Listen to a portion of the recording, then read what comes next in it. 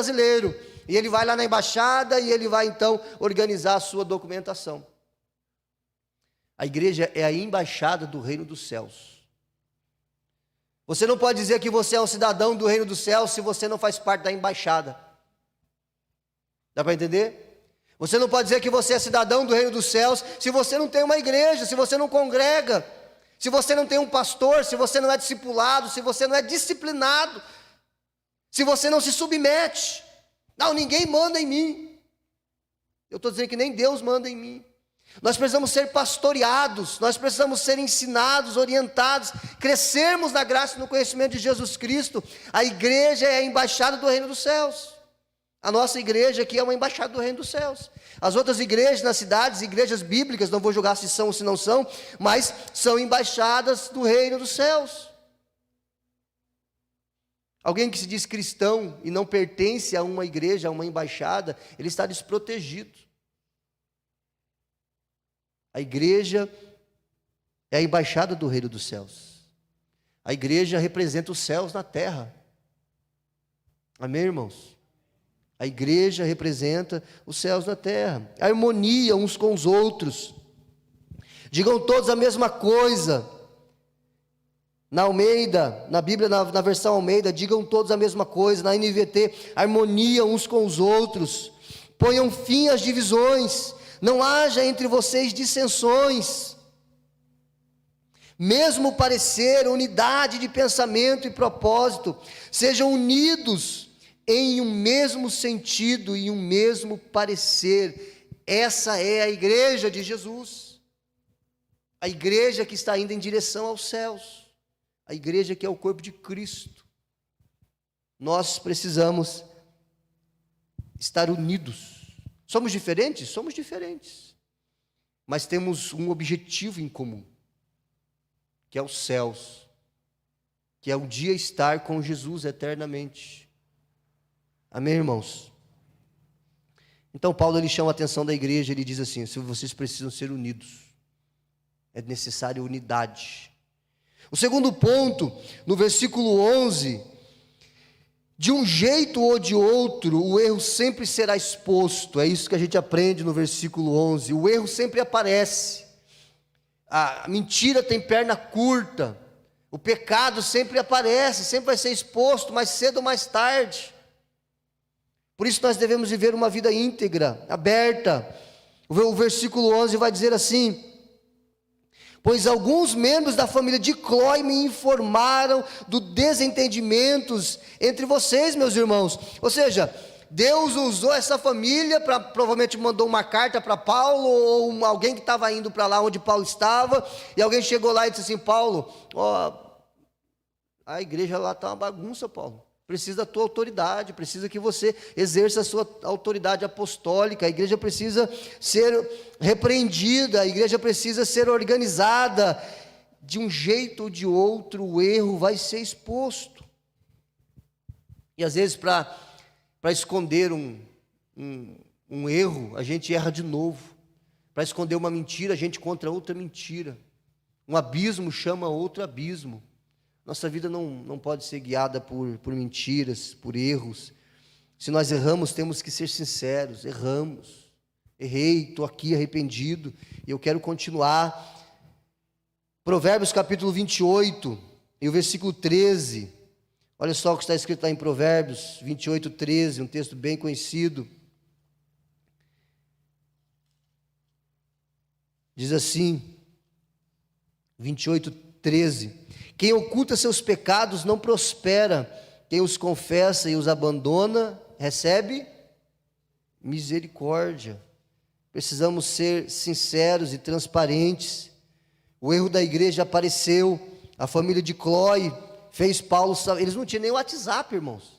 Olha só, não precisava nem de WhatsApp, de Facebook, para fazer que Paulo ficasse sabendo. Hoje a coisa é muito mais fácil, a gente vê cada confusão, né? Por causa de informações cruzadas e assim por diante. Mas naquela época, naquele contexto, onde uma carta demorava às vezes meses para chegar no outro lugar, Paulo ficou sabendo do que estava acontecendo na igreja. Não dá para esconder. Todo ser humano, independente do que acredita, deve ter cautela no que faz e no que fala.